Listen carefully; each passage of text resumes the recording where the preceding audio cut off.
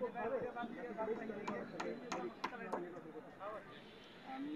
আলহামদুলিল্লাহ ইসলাম বাংলাদেশের পক্ষ থেকে আমাকে মনোনয়ন দেওয়া হয়েছে ফরিদপুর 4 আসনের জন্য।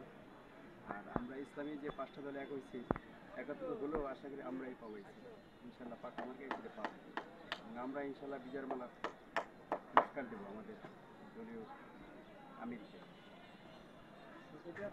ইসলামী ঐক্য জোটের সাথে জোট হয়েছে নাকি?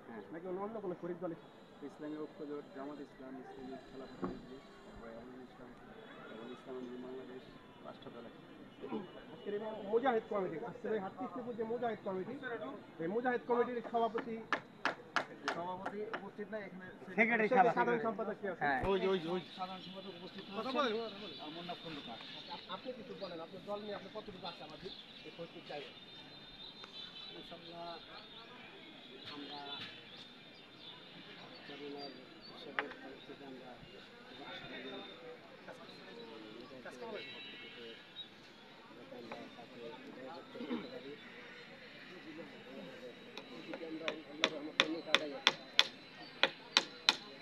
পুরো আশাবাদী যে আমরা ইনশাআল্লাহ ফরিদপুর সাইড আমাদের পৃষ্ঠা ফজরকে উপহার দিতে পারবো, এটি আমরা মনে করি।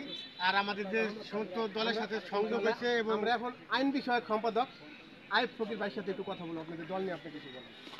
আমাদের দলের প্রাথমিক হলো যে আমরা যে ঐক্য জোট হয়েছি, আমাদের আল্লাহ রহমতে ঐক্য জোট হয়েছি এবং আমাদের প্রার্থী সাহেবকে যে মনোনয়ন দিচ্ছে আমাদের দলের থেকে, এবং আমরা ঐক্য জোট ভাবেও ইনশাল্লাহ আমাদের প্রার্থী ইনশাল্লাহ পাবে এবং আমরা আশাবাদী 100% ভিতরে 99% যে আমাদের ইনি আমাদের প্রার্থী সেটেল এবং জয়ের ব্যাপারে আশাবাদী ইনশাল্লাহ। আমাদের যদি কোনো কারচুপি না হয় তাহলে ফরিদপুর 4 আসন ইসলামিক আন্দোলন পিসাবকে উপহার দিতে পারবে ইনশাল্লাহ।